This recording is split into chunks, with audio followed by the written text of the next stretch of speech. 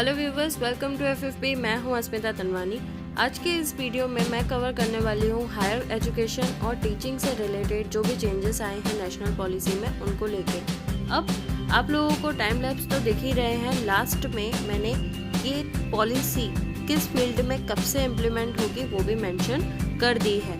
तो अगर आप लोगों को सिर्फ इम्प्लीमेंटेशन देखना हो तो वीडियो के एंडिंग में वो आपको देखने को मिल जाएंगे।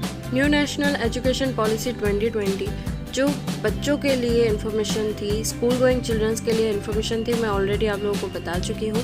इस वीडियो में हायर एजुकेशन एंड टीचर्स के लिए क्या क्या इम्प्रूवमेंट्स हुए हैं पॉलिसी में, उसके बारे में बात करेंगे। मल्टी एग्जिट और मल्टी एंट्री के बहुत सारे वेज इसमें देखने को मिलेंगे, जहाँ पे बच्चे अगर चाहें कि 1 साल के बाद भी उन्हें अगर कोर्स समझ में नहीं आता है, उनको अपनी फील्ड चेंज करनी है, तो वो इजीली कर पाए।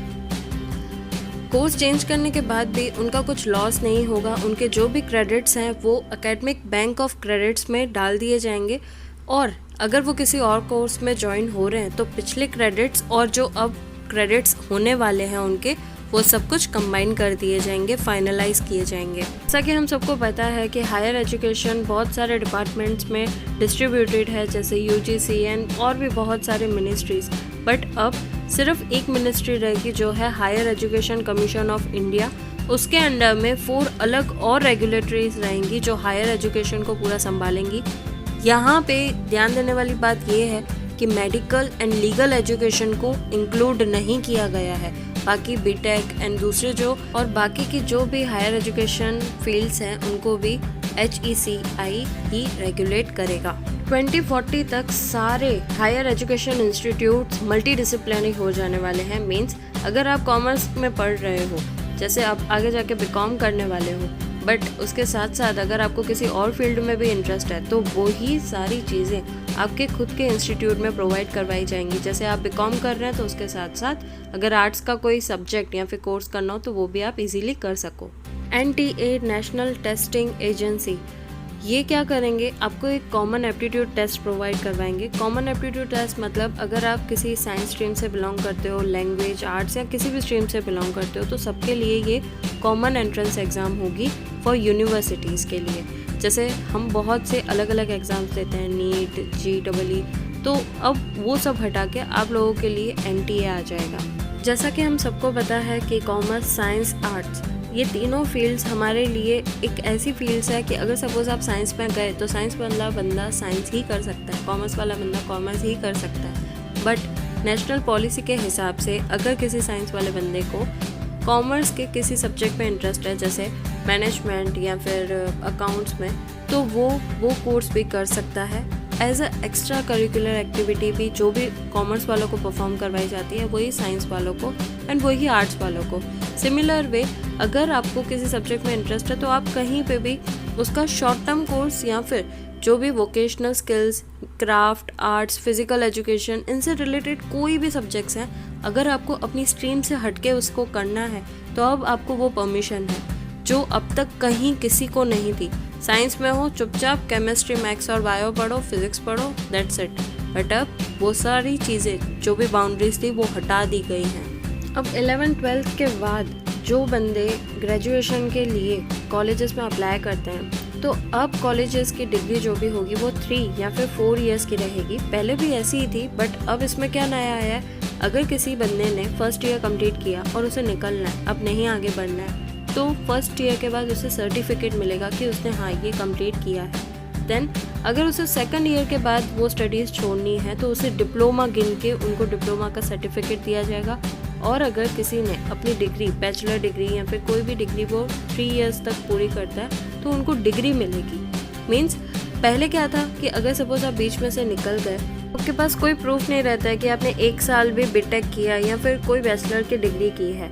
बट ये सिस्टम बहुत अच्छा है जिसमें आप लोगों को सर्टिफिकेट मिलेगा, आपके पास प्रूफ रहेगा, और उसके बेसिस पे अगर चाहे तो आप कुछ और कोर्सेज भी ले सकते हो।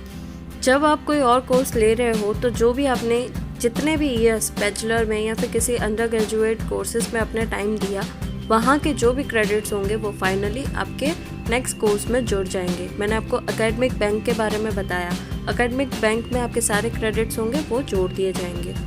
बैचलर्स के बाद बात आती है मास्टर्स की।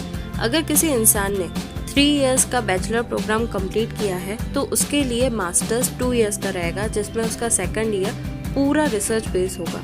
अगर किसी बंदे ने 4 ईयर का बैचलर प्रोग्राम कंप्लीट किया है विद रिसर्च, जो एज अ लास्ट ईयर आपको प्रोजेक्ट मिलता है, तो उसके लिए 1 ईयर मास्टर्स रहेगा।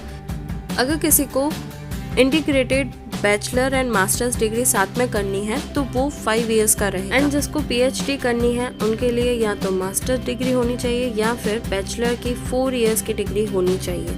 MPhil प्रोग्राम डिसकंटिन्यू हो जाएगा यहाँ से।